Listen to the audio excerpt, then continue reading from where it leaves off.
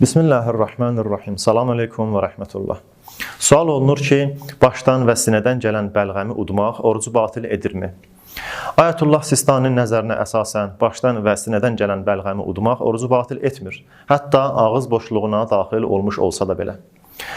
Ayətullah Xameneyinin nəzərinə əsasən, əgər başdan və sinədən gələn bəlğəm ağız boşluğuna daxil olmayıbsa, onu udmaq icazəlidir və orucu batil etmir. Lakin ağız boşluğuna daxil olmuş olarsa, vacib ehtiyata görə onu udmaq olmaz.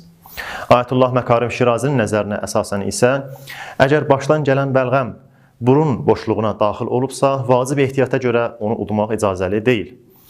Və başdan və sinədən gələn bəlğəm ağız boşluğuna daxil olmayıbsa, onu udmaq icazəlidir və oruca xələl gətirmir.